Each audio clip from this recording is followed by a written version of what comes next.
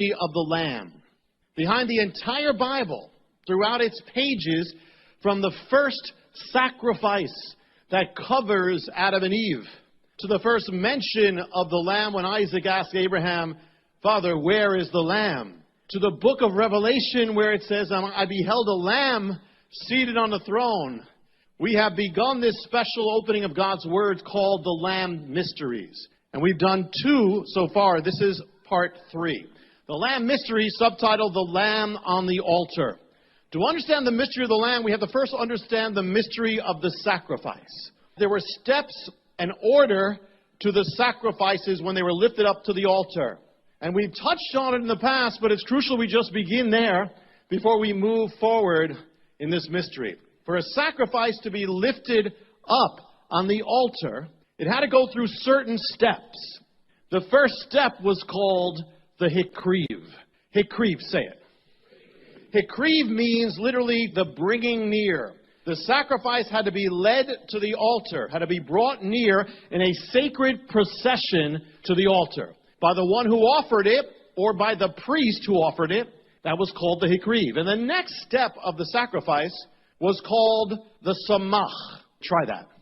The samach was the sacred placing of hands on top of the head of the sacrifice. And that was done also by the offerer or the priest.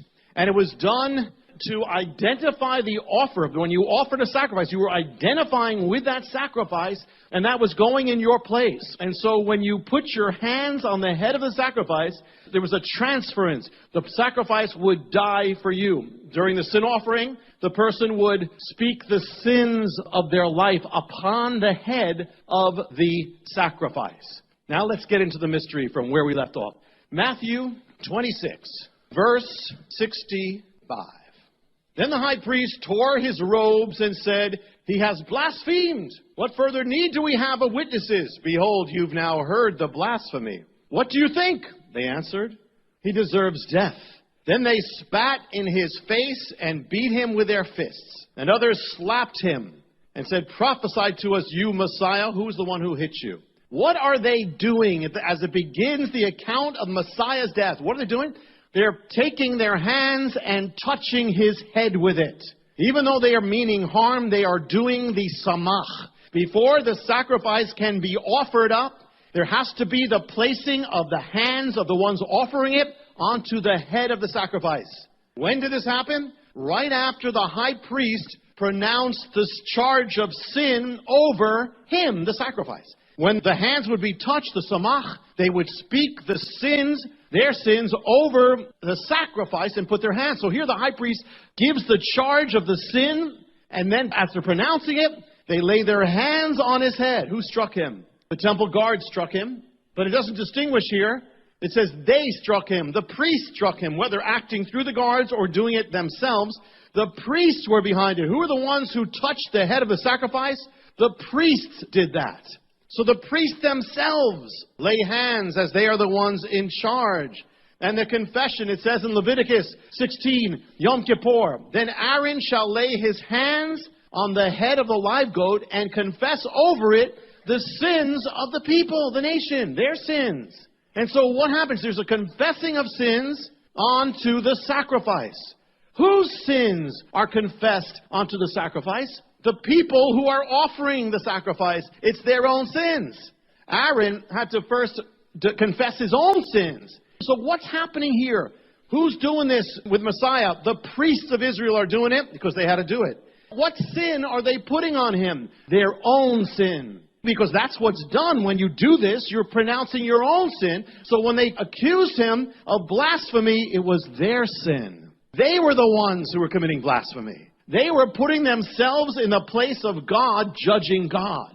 They were accusing God of blasphemy. That itself is blasphemy. It's a sin of man. It's a sin of the priest. But they were judging God as not being God, and man is over God. That's blasphemy. It's their own sin that they're crucifying. But note something. The priests aren't just priests. They represent something. They represent others. They represent the people. So they represent Israel, and Israel's a nation of priests, which represents what? If Israel's a nation of priests, who do they represent? all nations. So here, the priests are literally putting their own sins on Messiah. Blasphemy. Their own sins are doing it. Jealousy, envy, arrogance, hardness to God, corruption, which will cause him to go to his death. But they represent all the people, all Israel, and more. Then verse 1 of the next chapter, Matthew 27. It says, Then when morning came and all the chief priests and elders gathered, conferred together against Yeshua, Jesus, to put him to death, they bound him and led him away and delivered him to Pilate, the governor. They led him away. Notice these words. You might not think it means a lot, but the sacrifice is always led away to the altar. The sacrifice is always led to the place of death. Isaiah 53 says what? Messiah, he was led like a lamb to the slaughter. Led. It's not just about being led to a slaughter to eat a lamb. It's a sacrifice it's talking about. This is part of the sacred hikriv, we just said. That sacred bringing near. It has a few parts here. Now it's the next part. They are now leading him away. The priests are in charge of leading the sacrifice to the altar. So the priests of Israel are now leading Messiah, the Lamb, to the altar. And who is going to oversee all this? Messiah is going to be led to the governor, Pontius Pilate. And that's going to lead, one event is going to lead to the other. But the priests will always be in the background. The high priest, Caiaphas, is behind this. It's God. But the high priest in the natural is orchestrating things here. Why? Because the high priest is in charge of offering up the sacrifice. He doesn't realize what he's doing. Leaders can do things without realizing what they do. What are the high priests doing? They're leading him to the altar. That is the job of the priest. And now again, they're doing it in a fallen way. They're doing it with wrong motives. But God is sovereign. It's no accident. The priests are the ones to lead him to the altar. And they bring him before Pilate, and they accuse him. Verse 11. Now Yeshua stood before the governor, and the governor questioned him, saying, Are you the king of the Jews? And Jesus answered, It is as you say. While he was being accused by the chief priests and elders, he did not answer. Pilate said to him, Do you not hear how many things they testify against you? And he did not answer. He didn't even, with regard to even a single charge. So the governor was quite amazed. Here the priests are confessing. What they're doing? They're accusing him falsely. They're confessing sins over him. But since it's not his sins, whose sins? It's their sins. It's the sins of man. Because it's not his. It says he was brought, he was judged. It says in Isaiah 53, prophesies, yet he had done nothing wrong. The priests, now he is brought before the people. On Yom Kippur, the high priest would stand before the sacrifice, the scapegoat, before the people. And now the sacrifice Messiah is standing before the people. And one is taken from prison. 2 men, one is guilty, one is innocent. Barabbas. The guilty one is released. Why? That's exactly what happens with a sacrifice. When a sacrifice is offered up, one goes free, and the one who goes free is the guilty one. The one who's innocent is the one who dies. That's the sacrifice. It dies for the other. From guilt. Remember the sacrifice when a leper is cleansed? And it says that the priest will take a dove, a bird, and one bird is killed, and the blood goes into running water mixed with the water, and the other bird is baptized into the water and blood of the first bird, and goes free, sprinkled, covered with the blood of the other one. Well, that's exactly what Barabbas is all about. It's a sign of what everyone who comes to Messiah is all about. Here is the sinner, the criminal, set free because of the sacrifice. There's so much rich, amazing stuff in the mysteries of the Lamb here.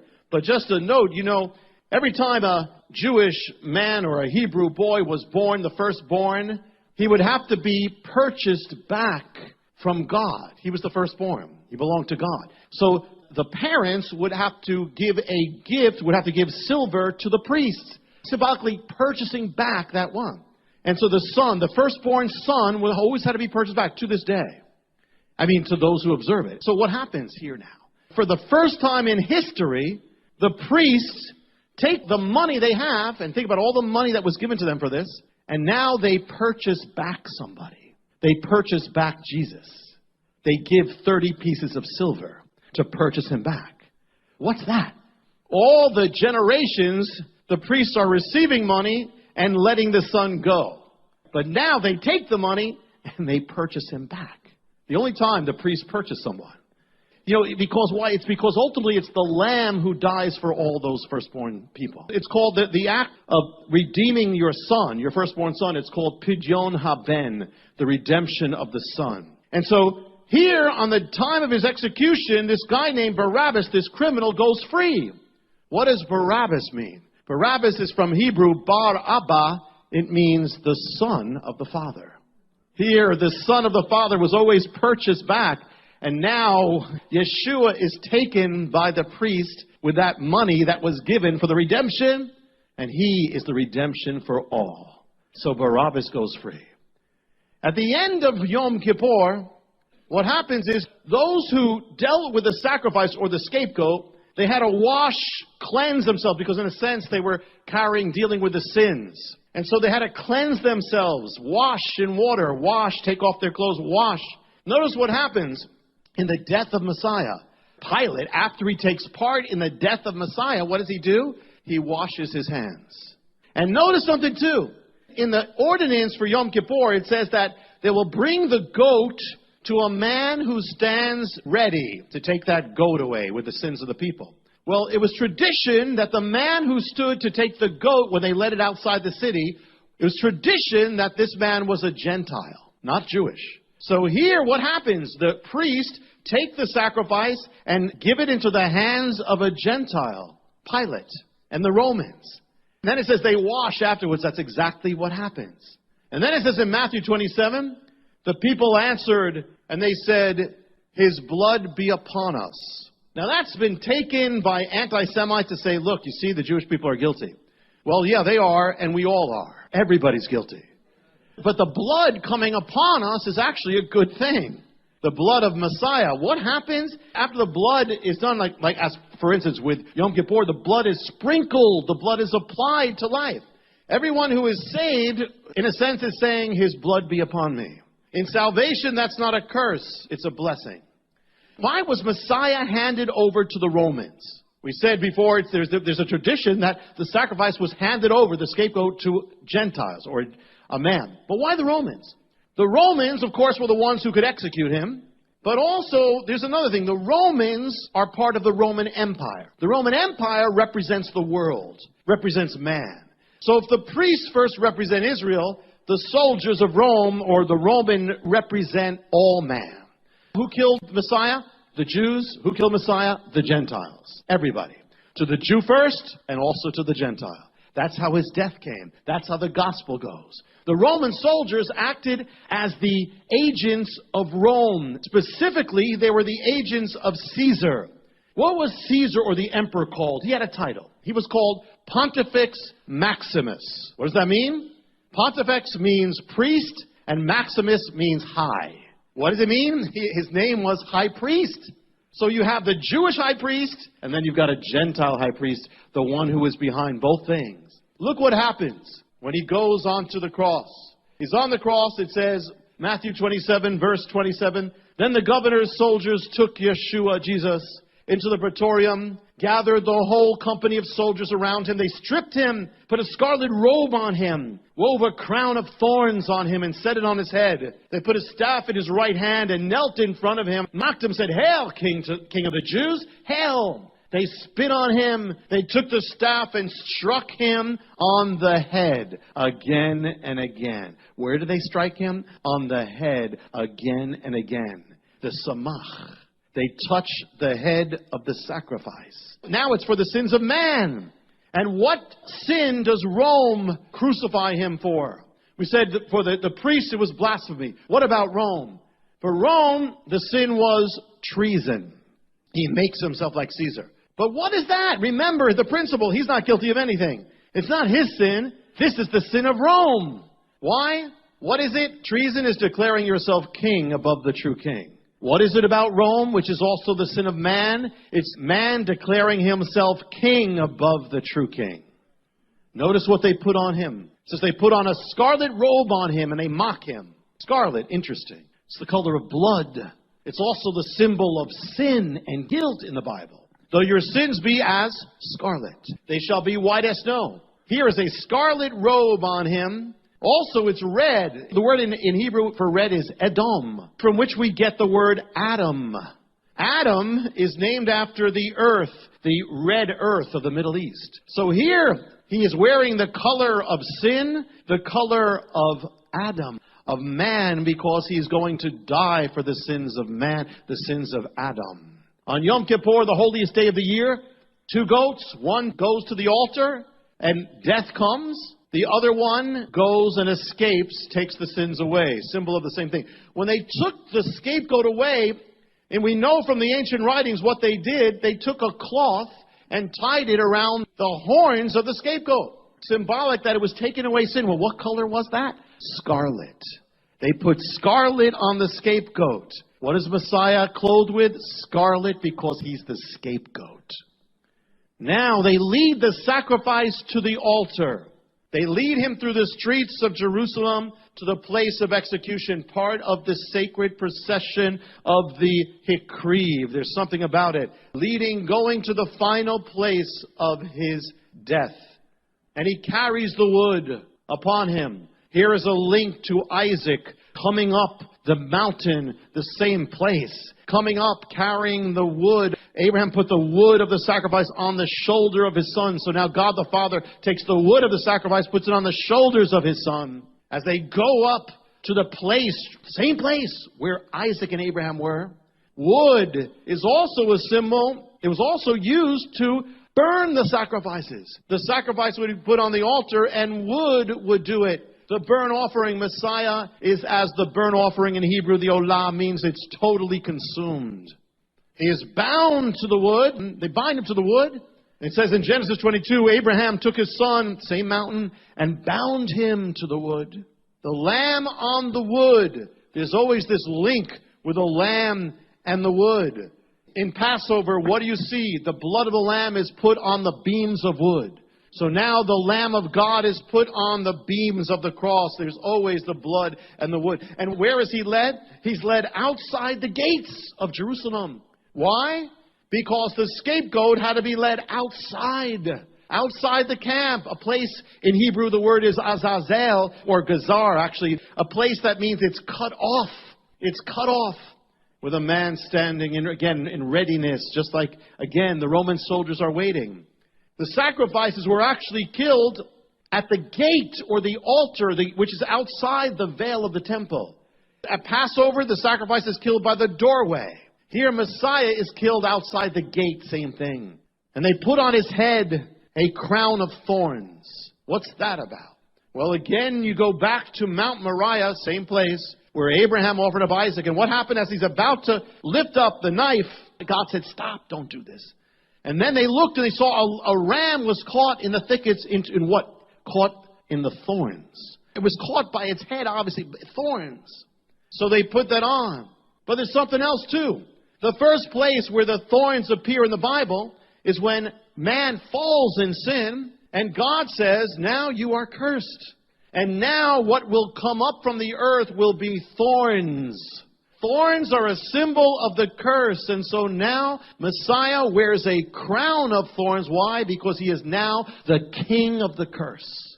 The entire, when you have a king, when he has a crown, the weight of the kingdom comes upon the king. Well, now the weight of man's curse all falls upon the Messiah. Wearing this, the full thing, it's as if, and here you think about the samach on the head again. Placing the head, that's where you identified your sins. Well, it's almost like Adam is going to Messiah and putting his sins on Messiah. The thorns are now Messiah's. It's Adam's sin, it's man's sin, but now that's the symbol on his head. It's our sin, it's our curse, it's Adam's curse. He dies, he is there as Adam would have died. He's bearing this. He is sacrificed by a sharp object, the nails and the spear. The same word for this in Hebrew, it's the same word, herev. It can mean also sword, it can mean spear, it can mean nails. There's a mountain in the wilderness that's named after this word, which is called Mount Horeb, which is Mount Sinai. Messiah was killed under the law. Through the law is good, but through that, And when you go to the story of the fall, and you have Adam and Eve, and they're driven out of the garden, it says that God set up cherubim with a flaming sword. The word is herev. Can also be translated as spear, nail, all those things. That's the first time it's mentioned. The priests are still supervising this, as they always supervise the sacrifice. The sacrifice begins at 9 o'clock in the morning. Why? 9 o'clock in the morning is the hour of the morning sacrifice. That's when all the sacrifice start, at 9 o'clock. The first sacrifice starts, and then all follow. He's on the cross, Psalm 22. He speaks, Eli, Eli, lama sabachthani. He says, why have you forsaken me? I am poured out. Why? The sacrifice is as forsaken and poured out on the altar. Even when he's on the cross, they keep throwing these sins at him. Blasphemer, false Messiah.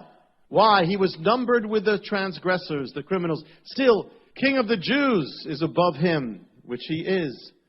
And he says, no one takes my life. I lay it down freely. This true sacrifice gives himself. He's the ultimate sacrifice. Gives himself up. And then he says, Father, forgive them, for they know not what they do. Even when he's crucified, on the altar, he's giving forgiveness. Why? From the sacrifice comes forgiveness. The Yom Kippur sacrifice, the greatest sacrifice in the Bible. Here Messiah offered wearing scarlet, led outside the gate. In Daniel it says, Messiah shall come to Jerusalem and be cut off, killed. It says this is going to be for the ending of sin, the making atonement, Yom Kippur, for iniquity. The sin offering in Hebrew is called the hata'ah. Try it. Hata'ah not only means the sin offering, it also means the same word for the sin. And in the Hebrew, it's all the same. The sacrifice is not separate from sin. It's not just a sin offering. It's as if it's sin itself is going to be killed. So it is written in Romans 8, God sent his Son in the likeness of sinful flesh. It says in Corinthians, God made him who knew no sin to become sin. That's the hata'ah. He becomes sin. In the likeness of sin. He's treated as sin. And the other word in Hebrew for the other sacrifice, very similar, is the guilt offering. The word is asham. Try it. Asham is the word that means guilt offering, but it also means the guilt. Messiah is so identified, the sacrifice is so identified with it, he actually becomes guilt itself. He becomes sin itself, and then he's killed. And the amazing thing, when you read Isaiah 53, as we've been doing one of our studies on Friday, awesome thing, it says that God made him an asham in Hebrew. Made him a sin sacrifice, or a guilt offering. The guilt offering. And so here it is that the sacrifice that dies is dying for the guilt of those who offer it. And so it's interesting, because the first guilt, the fall of man, happens in the Garden of Eden. And it happens by a tree. Man falls through a tree. So now it's almost like the guilt is now being displayed again. Here's a naked man as you had with Adam. And here is the tree as you had with Adam. But the only thing is, man fell by a living tree. Now man is redeemed through a dead tree. The tree is now dead. Messiah is dead. But it is the redemption of the guilt that was the asham, the image of Eden. And then another part of the sacrifice. God is awesome, isn't he? God is deep, isn't he? Amazing, isn't he? Messiah is all the offerings, and that is the offering that has to be poured out. And so Messiah here on the cross, his life is poured. It says in Isaiah 53, he poured himself out. It says on there, I thirst. He's poured out. And then there's that olah offering, the whole offering that is to go up completely. He's consumed completely in the judgment of God. He takes upon all judgment in hell for our sins, for eternity, all in that. And then he says, into your hands I commit my spirit. The sacrifice always ultimately goes up to God. And then when does he die? He dies at the hour of 3 o'clock. Is that significant? Yes, it is. 3 o'clock is the exact hour of the evening sacrifice. It's the closing sacrifice. So think about that. He's there for 6 hours. 6, the number of man created on the 6th day. For the number of man, he dies for the sins of man. He dies from morning to evening. His death, his sacrifice begins with the morning sacrifice, which is the first sacrifice, and ends with the evening sacrifice, which is the last sacrifice. He is the beginning and the end of everything. He is the beginning sacrifice and the final sacrifice. The Lamb who was slain before the foundation of the earth. The beginning and the evening, the ending. The aim is to end the old. So from morning to evening, the Alpha and the Omega. Beginning while the sun is rising, as he is the sunrise, and ending with the sun beginning to set. He is the sunset, the light of the world. 3 hours of rising, 3 hours of falling. And something else. The morning sacrifice was always a lamb. There could have been many things, but it was a lamb. The evening sacrifice was always a lamb. So what it's saying is that you could have other things come, and you could have goats and heifers, but it always began and ended with a lamb. It all epitomized by the lamb. Just like the first sacrifice is really the Passover lamb. The lamb is the beginning and the end. And it ends on Passover. The lamb was, before there were any of the other sacrifices, it all began with the lamb, all ends with the lamb, with the final lamb comes in. He is the lamb. He comes on the day of the lamb, dies at the hour of the lamb, and he brings it all to finish in him. The Alpha and the Omega. The beginning and the end, the one who began existence and the one who takes the old existence to himself and ends it. Not a bone is broken, it says in John, because the Passover lamb could not have a bone broken. It says the Passover lamb and the ordinance of the Passover lamb, it says he shall be, in Hebrew, tamim. Try it, tamim. Tamim means, you could say perfect. It means without blemish, without spot. But it also can mean all consumed, completed, consumed, finished. He is the consumed lamb as well. It says in the Passover ordinance, it says they will take a lamb, spotless, and they shall slay it. Now interesting. The command doesn't say they shall slay them, because there's thousands of lambs. It says they shall slay him. Amazing. It's like saying there's one lamb for all. The priests slay the lamb on one hand. The priestly nation, Israel, slays the lamb. Rome slays the lamb. But there's one that dies for all. He is cut off. He dies outside the gates where the sacrifice is killed and where the sacrifice would be taken outside the camp at the end. Outside the holy place. It's kind of symbolic because he's going to die. He is the Holy One. He is from the holy place. He's from heaven, but he's dying on earth as if he's outside already. On Yom Kippur, or the time of the sacrifice, you'll see the sacrifice is killed on the altar outside. You could see that outside. But where the real work happens is when the blood goes into the Holy of Holies. That's where it's really done. So the same thing with Messiah. He dies on the cross on earth where everybody can see it. But the real work is done in heaven, in the heavenlies, in the Holy of Holies. It says he entered the heavenly places. In the book of Hebrews, it says his body was broken. Basically, he calls it a veil. The moment he dies, it says the veil in the Holy of Holies splits apart. Splits apart. Daniel says about Messiah coming, it says, this is appointed to finish the transgression. Interesting, because it could say to finish many transgressions. That's true. But it says finish the transgression, which almost as if it's one transgression from Eden, and it encompasses every other transgression. Well, interesting, because on the day of the fall of man, God sent the man and woman outside the gates of Eden. It says he stationed cherubim, angelic beings at the place there, with a flaming sword to not let anything come back. The word for in Genesis, when it says he stationed them, the word is Cahn. Try it. From that word Cahn, you put an M in front of it, you get Mishkan. Mishkan is the word for the tabernacle. And that became the temple. See, the tabernacle and the temple, it's linked back to Eden. In the temple, what do you have? You have the cherubim on every veil. The cherubim are stationed in the temple on every veil. All those veils representing you can't get through this. Man and God are separated. That all comes from Eden. The cherubim are on guard. In fact, it even says that the cherubim, he drove man to the east of Eden, so they're facing east. On the temple, the cherubim, which are engraved or woven into the veil, they always faced east. Same thing. They stand guard not to let sin back in. But now Messiah is going to enter back in.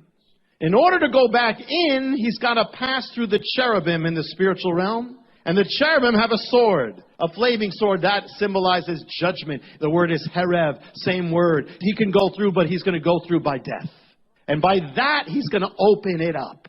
On Yom Kippur, the high priest would go through the veil, and every time he looked at that veil, he'd see the cherubim of Eden. He'd see the cherubim there. And he would go there, he could go around it. He couldn't break the thing open. Messiah told the thief on the cross, he said, today I tell you, you will be with me in paradise. Paradise? Strange. It comes from a Middle Eastern word, fardes, which means a garden. Like a garden of trees, like as in Eden.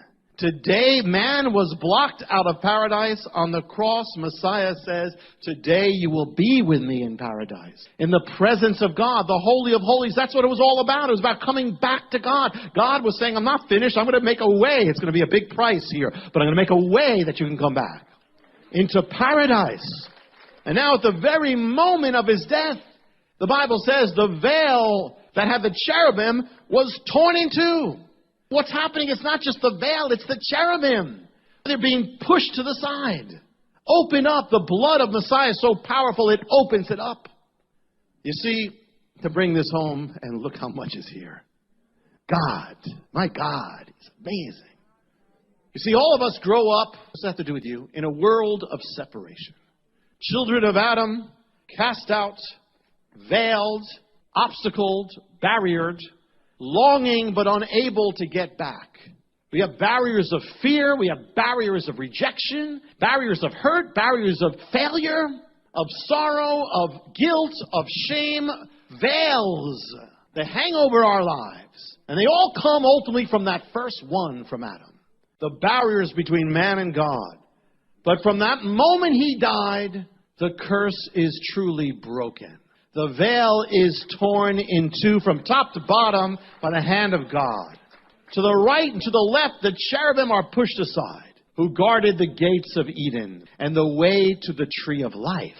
Meaning the barrier of all, the mother of all barriers is swept away, and that means all the other barriers are swept away in the blood of Messiah. Why did the cherubim, even the cherubim, angelic being, why did even that thing have to be, why did God take his own vessel, his own veil, its beautiful, gigantic, holy vessel, and tear it apart? Why? Because Messiah was passing through. It was the ultimate Yom Kippur. The veil is finished because of the blood of the Lamb is more powerful than even the angelic creatures. The veil cannot even stand against it. It says in Hebrews, so he opened up a new and living way through the veil, He did what every high priest could only dream of doing. But this Lamb is so awesome that when he opens the veil, there's no more veil left. It's written Messiah would come and make atonement, and this would be the atonement of all atonements. The barrier is swept away. He made a way where there